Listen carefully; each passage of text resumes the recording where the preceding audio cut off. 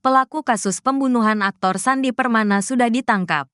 Hal ini dibenarkan oleh Kasat Reskrim Polres Metro Bekasi Kompol Onkoseno Grandiarso Sukahar. Iya, pelaku ditangkap, kata Onkoseno melalui pesan singkatnya. Rabu, tanggal 15 Januari tahun 2025.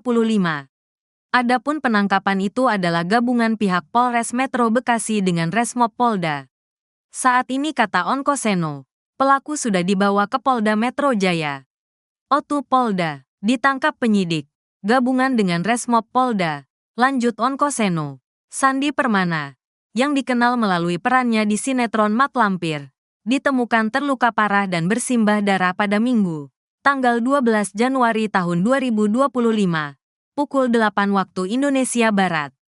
Melihat Sandi berdarah-darah dan tak berdaya, tetangga itu lalu membawanya ke rumah sakit Cilengsi. Polisi mendapat laporan, mengecek TKP, mengecek rumah sakit. Betul korban meninggal. Di situ ada beberapa luka tusuk, kata Onkoseno. Polisi menduga lokasi penusukan itu terjadi masih di sekitar lingkungan rumah Sandi Permana. Sejauh ini pihak kepolisian sudah memeriksa 7 orang saksi atas kasus pembunuhan Sandi. Diberitakan sebelumnya artis sinetron Sandi Permana tewas diduga dibunuh di Desa Cibarusah, Kecamatan Cibarusah, Kabupaten Bekasi, Jawa Barat, Minggu, tanggal 12 Januari tahun 2025.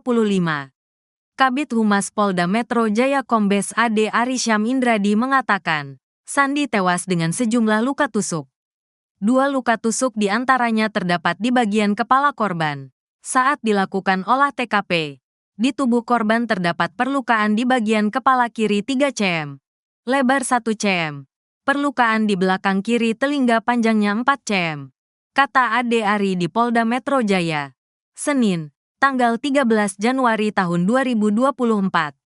Selain itu terdapat luka gores di pipi kiri Sandi dan luka robek di bagian perut korban.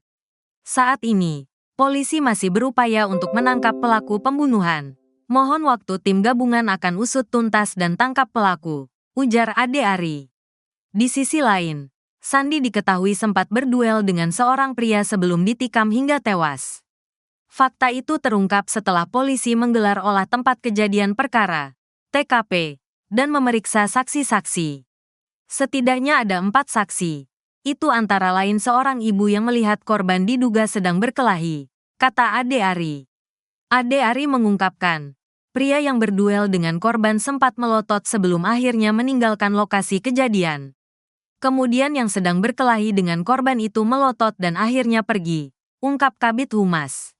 Mantan Kapolres Metro Jakarta Selatan itu menambahkan, penyidik juga telah meminta keterangan istri dari pria yang berkelahi dengan korban.